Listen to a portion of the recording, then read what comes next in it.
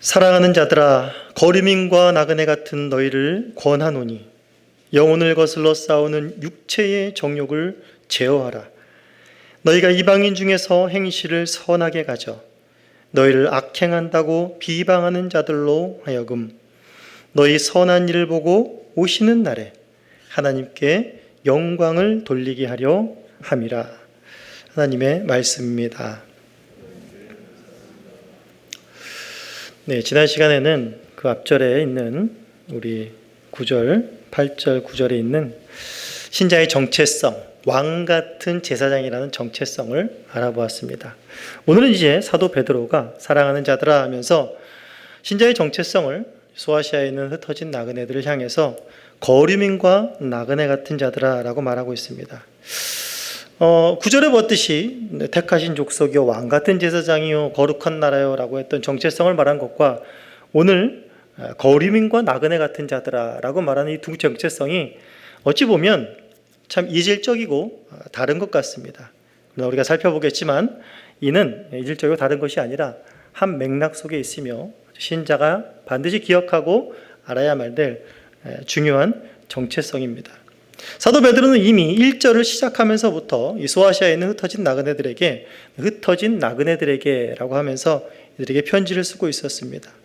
당시 소아시아에서 흩어져 살고 있는 그리스도인들, 사실상 당시는 로마 제국이 팔레스타인과 소아시아, 아프리카까지 전체를 로마가 지배하고 있었기 때문에 사실상 로마 본토 시민이 아닌 이상은 다 거류민과 나그네라고 할 수 있습니다.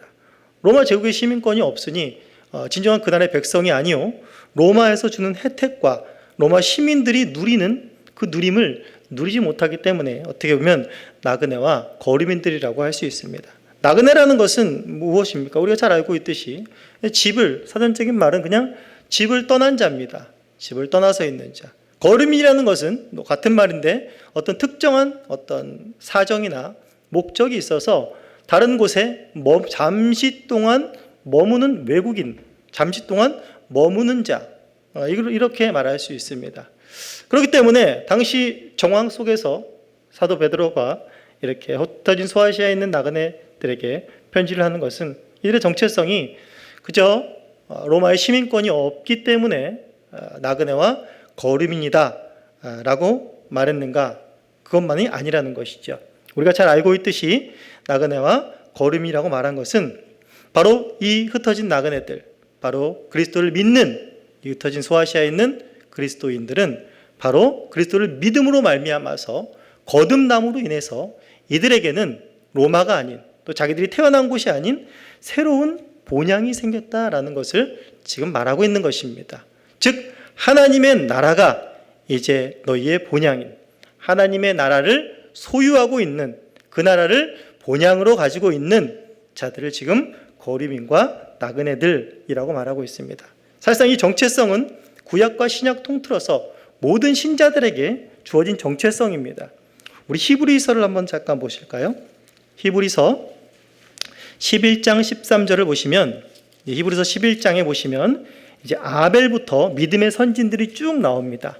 아벨부터 믿음의 선진들이 쭉 나오면서 아브라함과 그의 모든 후손들을 다 말하면서 그 후손들이 다 어떻게 됐는가라고 13절에 보면 이 사람들은 다 믿음을 따라 죽었으며 약속을 받지 못하였을 때 그것들을 멀리서 보고 환영하며 또 땅에서는 외국인과 나그네임을 증언하였으니 그들이 이같이 말하는 것은 자기들이 본향 찾는 자임을 나타냄이라. 그들이 나온 바 본향을 생각하였더라면 돌아갈 기회가 있었으려니와 이들은 이제 더 나은 본향을 사모하니 곧 하늘에 있는 것이라 라고 말하고 있는 것입니다. 구약과 신약 모두 다 통틀어서 하나님의 백성들은 그리스도를 믿는 자들은 뭐가 생겼단 말입니까? 영원한 하나님의 나라가 자신의 본향을 갖고 있는 자들입니다. 그렇기 때문에 로마 제국에 있든 어디에 있든 이들은 다 무엇으로 살아가는 자들입니까? 그 정체성은 외국인이요 나그네입니다. 나그네요 거류민이다 라고 이야기를 하고 있는 것입니다.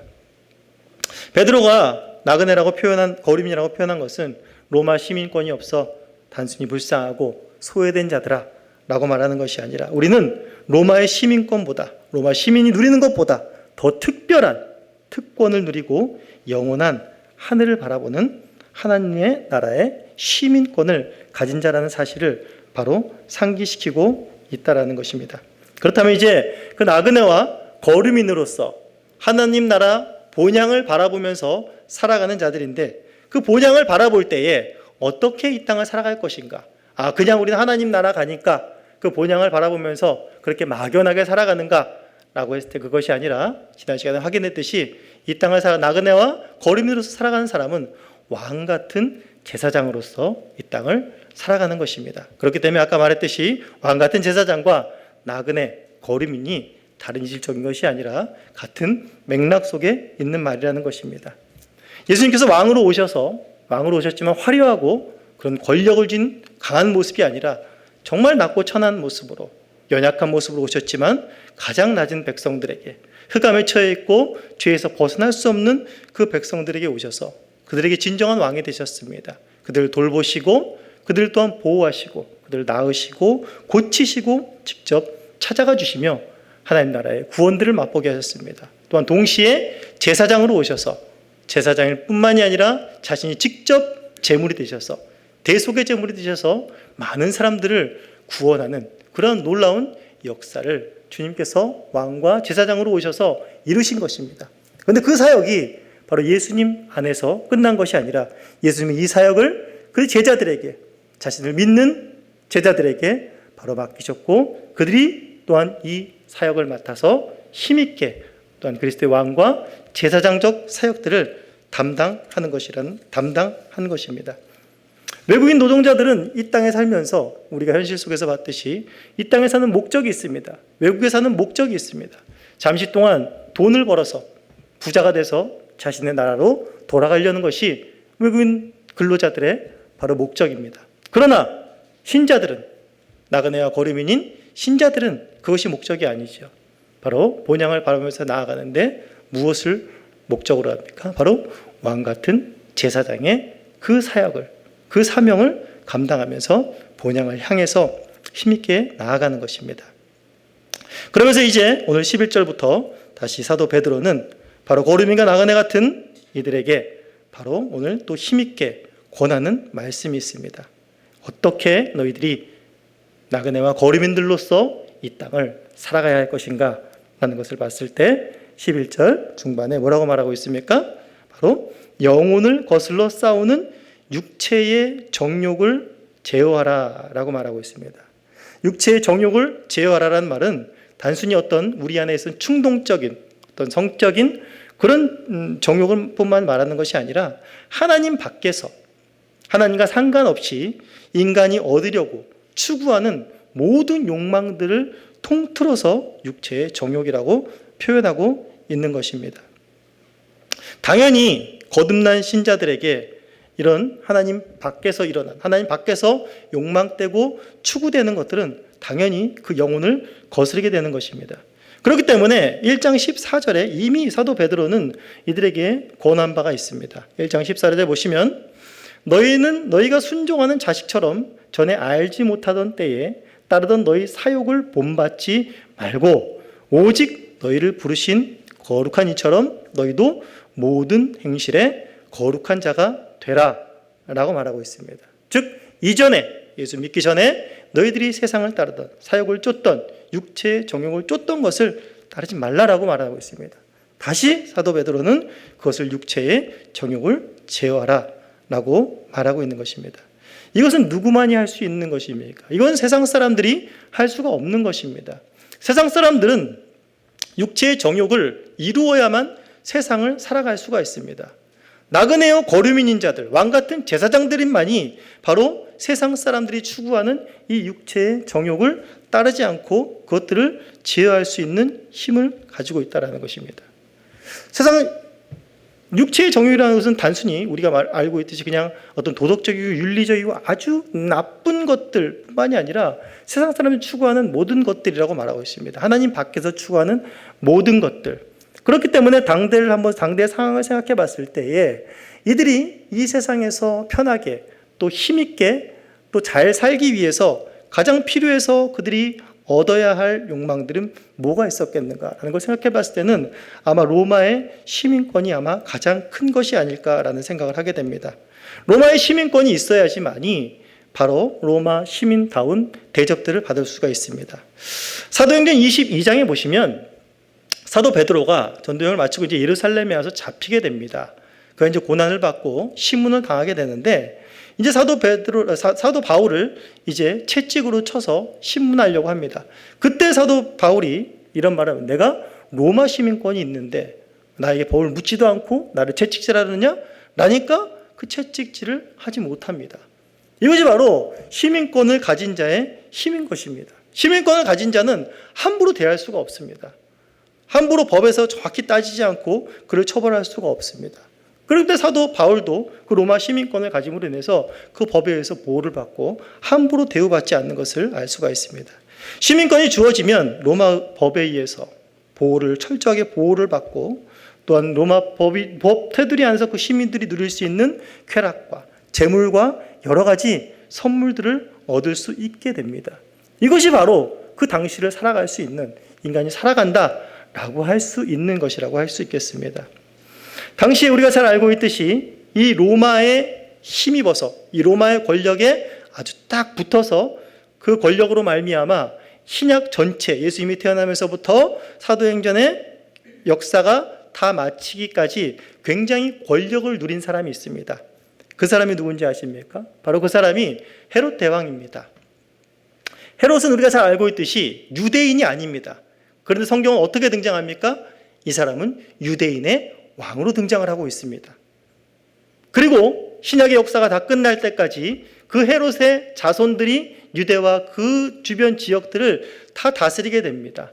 어떻게 유대인도 아닌 자가 바로 신약 성경 전체 속에서 바로 그 헤롯이라는 자가 이드메 사람인 헤롯이라는 자, 그 자손들이 바로 그곳을 다스리는 왕이 될 수가 있었냐라는 말입니다. 바로 로마의 권력을 힘입었고 로마를 철저하게 의지했고 로마로부터 신임을 얻었기 때문에 그런 것이 가능했다라는 것입니다. 그러나 그리스도인들이 하늘의 시민권을 가진 자로서 로마 시민권을 얻기 위해 애쓴다라는 것은 무엇을 말하는 거겠습니까? 바로 육체의 정욕을 따라 사는 것입니다. 나그네요 거류민의 정체성을 상실하는 것이라고 말할 수 있죠. 오늘날에도 우리 한국인이라는 자부심을 가진 사람들은 미국 예전은 지금은 그렇게 하지 않지만 아메리칸 드림이라는 말이 있었지 않습니까?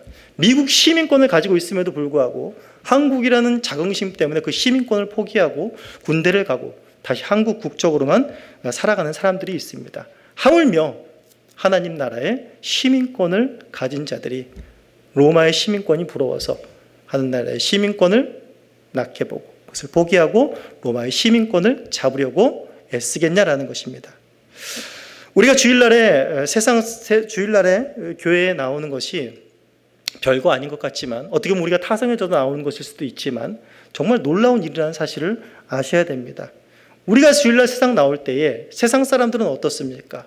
나그네요 거류민이라는 정체성이 없는 자들은 이 세상이 주는 온갖 육체적인 정욕을 다 따라 살게 되어 있습니다. 외곽에 나가서 드라이브도 하고 술도 한잔하고 친구도 만나고 쾌락과 여유들을 즐기고 그날을 그렇게 충전해야지만이 다시금 살아갈 수가 있다라는 것입니다. 그런데 그리스도인들은 어떻습니까? 그 모든 육체의 정욕들을 제어하고 그것도 아침 일찍이 나와서 하나님 앞에 예배합니다. 무엇 때문에 그렇습니까? 우리는 왕같은 제사장이기 때문에 하나님의 제사장으로서 하나님 앞에 나아갈 수 있는 특권이 있기 때문에 세상 사람들은 밖에 나가서 공휴일에 놀 수 있는 휴식의 특권, 세상 정욕을 누릴 특권이 있지만 그리스도인들에게는 하나님 앞에 나아갈 수 있는 특권을 만끽할 수 있는 그 주일이기 때문에 그리스도인들은 그날의 육체의 정욕을 제어하고 하나님 앞에 나오며 거기서 힘과 기쁨을 얻어갈 수가 있다는 것입니다. 우리 중에 어느 한 사람도 내가 교회만 안 다녔으면 친구하고 같이 오늘 드라이브 하면서 캠핑도 좀 하고 이랬을 텐데 라고 생각하시는 분이 계십니까? 저도 없습니다. 저는 혹시 그랬을까 생각하는데 저도 그런 생각이 들지 않아요. 그런 생각이 드는 분이 아마 없으실 겁니다. 오히려 어떤 생각이 드시죠? 야, 저 친구도 내가 주일날 맨날 놀러만 가고 술 마시지 않고 또 여가 즐기지 않고 교회 좀 데리고 오고 싶다. 내가 하나님 만나게 하고 싶다. 저 친구도 조금이라도 같이 예배드렸으면 좋겠다. 라는 마음이 자연스럽게 우리에게 들지 않습니까? 이것이 바로 신자가 가지고 있는 나그네요 거리민이지만 바로 신자가 포기할 수 없는 또 세상에서 부족한 자로 모자란 자로 살아가지 않는다라는 증거입니다. 베드로는 여기서 너희가 육체의 정욕을 제어하라고 말하는 것은 바로 너희들의 어떤 선함이나 너희들의 의로움, 너희들의 어떤 결단에 호소하고 권고하는 것이 아닙니다. 너희들의 육체의 정욕을 제어할 수 있는 것은 바로 너희들에게 주어진 그 정체성 때문이라는 것입니다. 즉 너희들의 어떠함이 너희들을 그 육체의 정욕에서 이기는 것을 끌고 가는 것이 아니라 너희에게 주어진 정체성이, 너희에게 바뀐 그 정체성이 너희를 그렇게 삶을 끌고 가고 인도한다라고 지금 말하고 있는 것입니다. 저도 20대 초반에 체육관 생활을, 사범 생활을 하면서 관장님이 저를 무척 좋아했습니다. 그러면서 이제 체육관을 저에게 이제 1년 내에 넘겨주시기로 이렇게 약속까지 하시고 저를 상당히 신임하고 이뻐해 주셨어요. 상당히 인품이 좋으신 분인데 제 주일마다 교회를 가는 거예요. 교회를 가니까 왜 이렇게 주일마다 교회를 가냐. 나는 낚시를 가는데 나와 함께 교제를 하자. 내 세계는 너무 좋다. 낚시 끝나면 그 뒤에 더 좋은 것이 있고 너도 이걸 알아야, 비즈니스 세계를 알아야 나중에 체육관 운영하면서 이런 게 얼마나 달콤한 말입니까? 세상을 살아가면 그렇게 살아가야 됩니다. 그래야만 출세할 수 있고 빨리 재물을 취득할 수 있고 빨리 독립을 할 수 있습니다. 그런데 그 시절에 제가 그걸 거부했어요. 너무 좀 실망하셨죠. 근데 제가 그때 막 신앙이 확고해서 나는 그리스도를 위해 죽고 그리스도를 위해 삽니다. 라는 이런 결단이 있어서가 아닙니다. 20대 초반이면 아주 어린 신앙이었죠. 근데 그때를 돌이켜 생각해 보면 그 정체성이 저를 이끈 겁니다. 그냥 거기 가서 놀고 즐기는 것보다 하나님 앞에 예배하는 것, 같은 그리스도의 성도를 만나 교제하는 것, 그것이 기쁜 것입니다. 사도 바울이 이 말을 한 것은 바로 너희들에게 바뀐 정체성을 다시 확인하라는 것입니다. 환난과 시험 속에서 너희들이 분명히 이 세상을 살아갈 때 어려움이 있을 때 세상 정욕이 유혹을 하고 그것을 취해야만 살아가지 않겠니? 라고 했을 때 너희들이 나그네와 거류민으로 왕같은 제사장으로 부름받았다라는 사실을 기억하라는 것입니다. 거기서 육체의 정욕을 제어할 수 있는 힘이 너희들에게 있고 그것을 말미암아 성령의 도우심으로 너희들이 그것을 이겨내는 것을 경험할 수 있다라는 것을 말하고 있는 것입니다. 그리고 두 번째로 이제 육체의 정욕을 제어하라는 것이 어떻게 보면 내면적이고 개인적인 부분이었다면 이제 사도 베드로는 좀 더 외면적이고 적극적이고 또 이웃을 향해서 타인을 향한 부분으로 어떻게 행하라 라고 또 권면을 하고 있습니다. 뭐라고 말하고 있습니까? 사도 베드로는 좀 더 적극적으로 나그네와 거류민, 왕같은 제사장으로 이 땅을 어떻게 살아갈까라고 했을 때 너희를 악행한다고 비방하는 이방인들에게 행실을 선하게 가지라 라고 말하고 있습니다. 이는 이미 예수님께서 산상수훈을 통해서 뭐라고 말씀하셨습니까?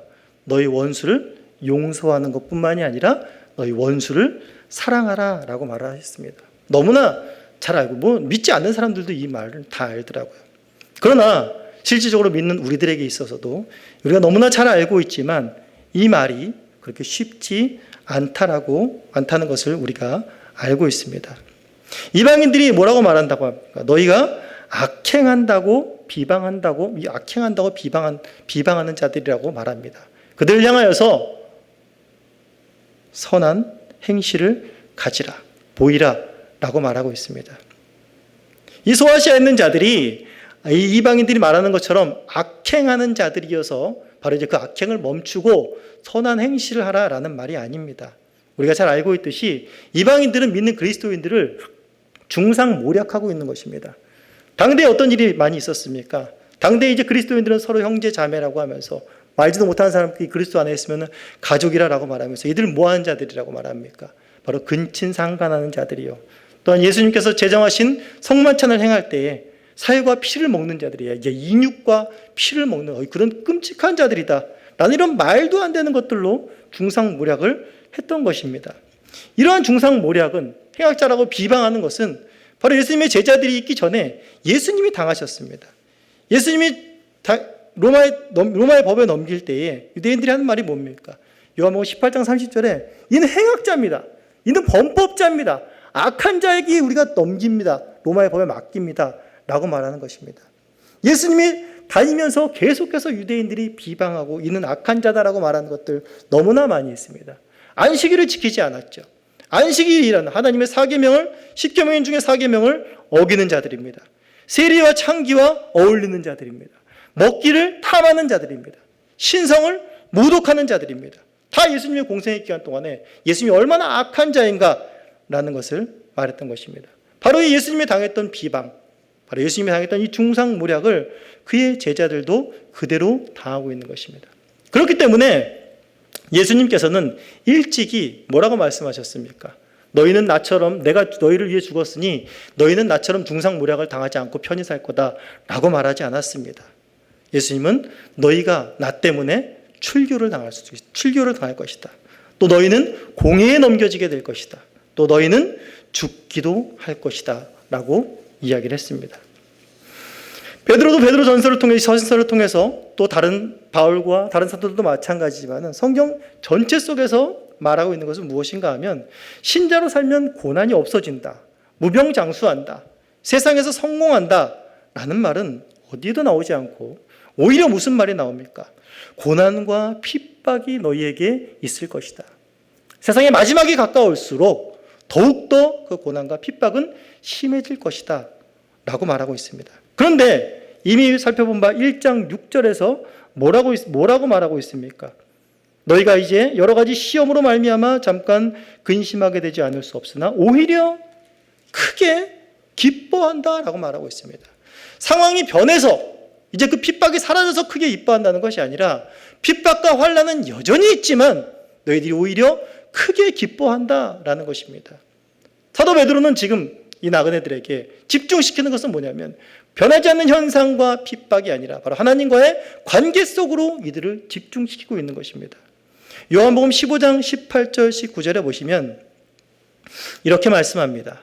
세상이 너희를 미워하면 너희보다 먼저 나를 미워한 줄을 알라.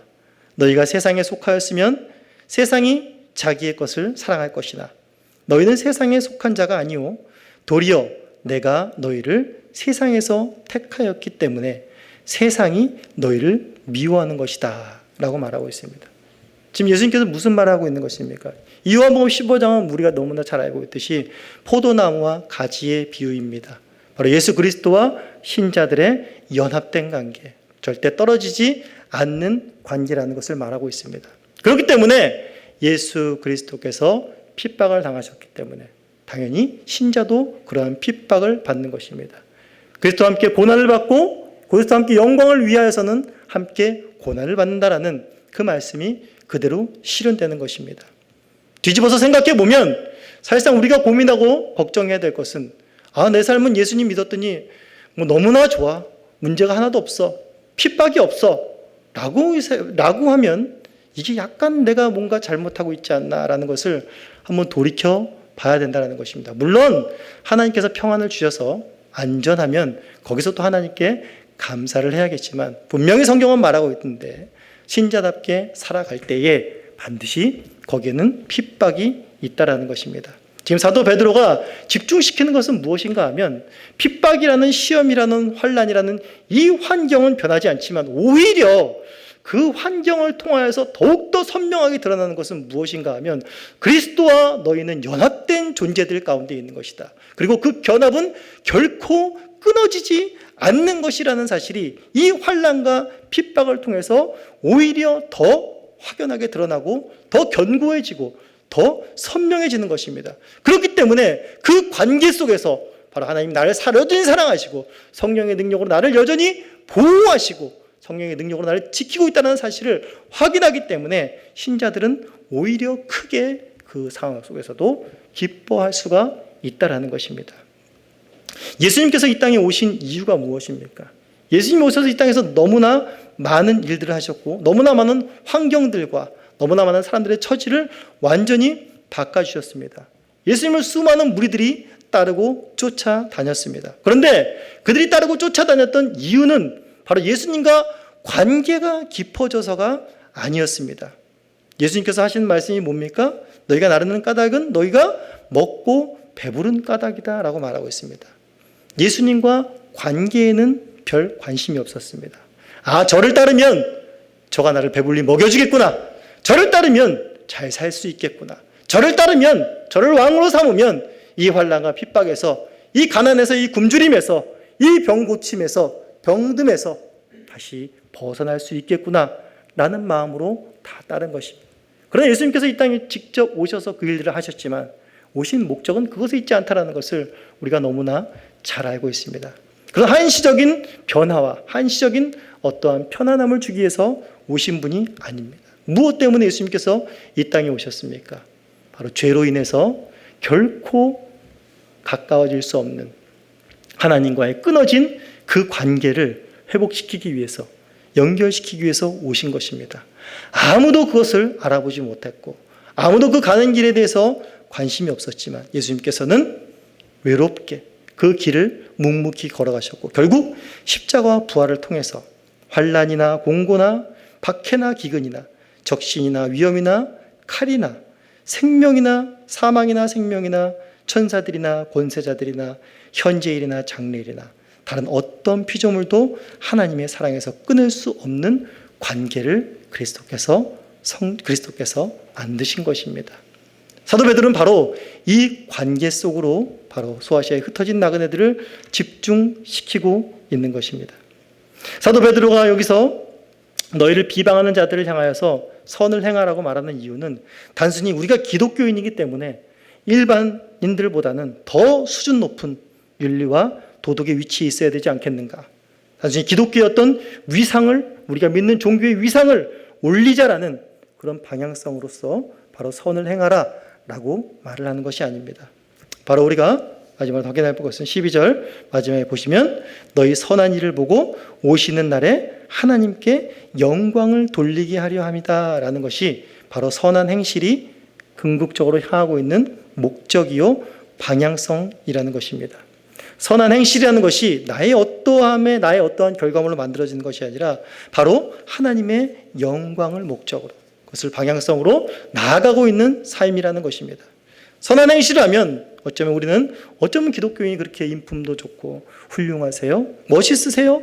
라고 본받을 만한 그런 칭찬을 받을 수 있을지 모르겠으나 여기까지는 세상 사람들도 동일하게 추구하는 방향성이요.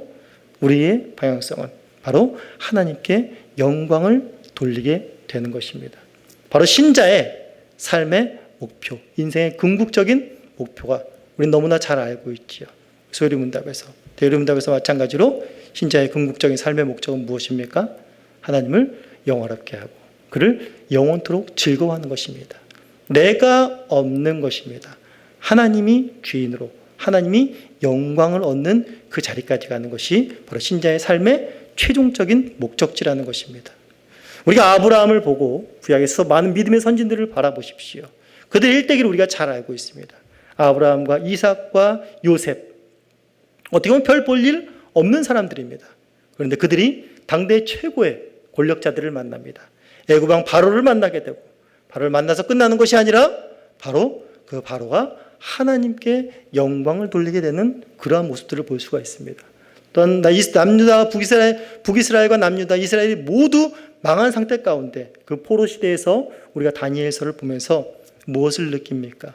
바로 그 다니엘서를 통해서 바로 그들의 다니엘과 세 친구들의 그 믿음의 삶을 통해서 바로 이방인 왕이 하나님께 영광을 돌리는 삶을 우리가 보고 있습니다. 우리 다니엘서 4장을 한번 같이 보시도록 하겠습니다. 다니엘서 4장 보시면 느부갓네살 왕이 돌아 평지에 둔 자신의 신상 가운데 절하지 않는 사람들을 모두 풀물 가운데 던지라고 했는데 그 세 친구들, 다니엘의 세 친구들이 거기에 절하지 않습니다. 왜요? 그들은 나그네요, 거류민이요, 왕 같은 제사장이었기 때문에 그 선한 삶을 살 수밖에 없었습니다. 그래서 그들은 풀물에 던져지지만 그들이 머리카락부터 옷자락 하나도 타지 않는 놀라운 광경을 바라보게 됩니다. 그러면서 영광을 받는 것이 누구인가? 야, 다니엘, 새 친구, 너네 진짜 최고다. 그들이 영화롭게 되는 것이 아니라 4절 보시면 느부갓네살 왕은 천하에 거주하는 모든 백성들과 나라들과 각 언어를 말하는 자들에게 조서를 내리니 내리노라. 원하노니 너에게 큰 평강이 있을지어다. 지극히 높으신 하나님이 내게 행하신 이적과 놀라운 일을 내가 알게 하기를 즐겨하노라. 참으로 크도다 그의 이적이요 참으로 능하도다 그의 놀라운 일이요 그의 나라는 영원한 나라요 그의 통치는 대대에 이르리로다. 라는 이런 엄청난 고백을 합니다. 이 뒤로도 역대 왕들이 바로 다니엘의 삶을 보면서 또 여러 가지 삶을 보면서 바로 이러한 기가 막힌 고백이 바로 이방인들에게, 어떤 이방인들입니까? 핍박하고 괴롭히던 이방인들의 입속에서 터져 나오는 것입니다. 바로 예수 그리스도께서 다시 오시는 그 날에 우리의 선한 행실은 그 날에 바로 하나님께 영광을 돌리는 그러한 종착지가 이르게 되는 것입니다. 인간이 아무리 선한 행실을 해도 그 선한 행실로 말미암아 얻을 수 있는, 누릴 수 있는 영광이 어디까지입니까?